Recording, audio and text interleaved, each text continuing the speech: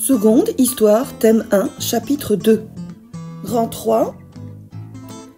La Méditerranée est aussi un espace d'échange. Petit 1, des échanges commerciaux intenses. Les produits de luxe viennent de loin. L'or d'Afrique, la soie de Chine, les épices d'Inde, l'ambre et les fourrures de Scandinavie, c'est-à-dire du nord de l'Europe, l'ivoire de Morse du Groenland.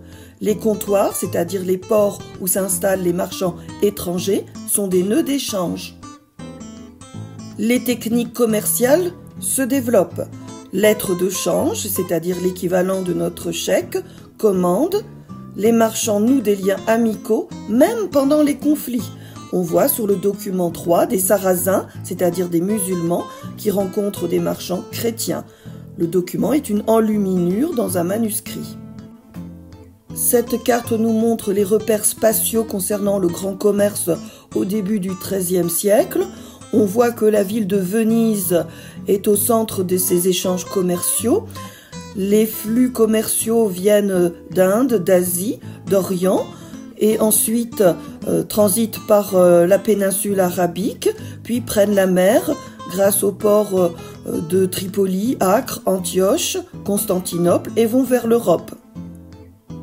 Les routes maritimes sillonnent la Méditerranée et la mer Adriatique vers Venise en particulier, puis ensuite prennent le relais les routes terrestres, en particulier vers la région de Bruges, qui s'appelle les Flandres, et qui rejoint la mer Baltique et les pays de la Scandinavie, du nord donc de l'Europe.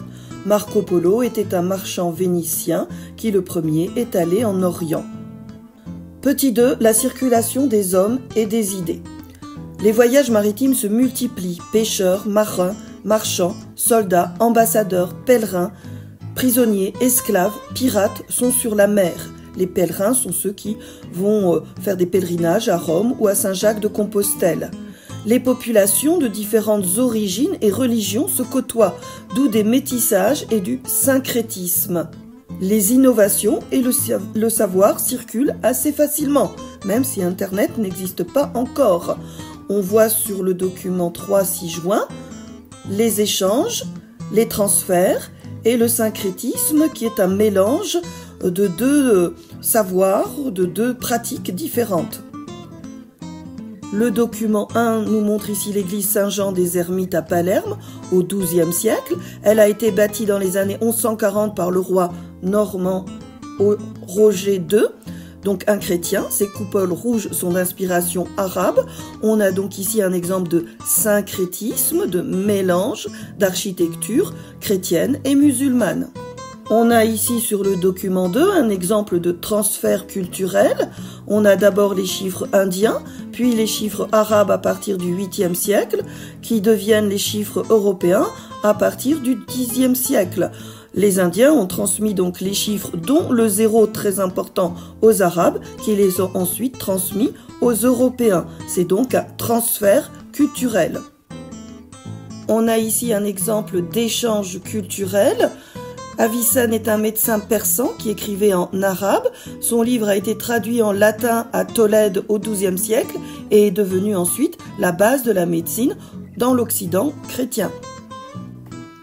Cette carte nous donne les repères spatiaux pour comprendre les transferts culturels en Méditerranée.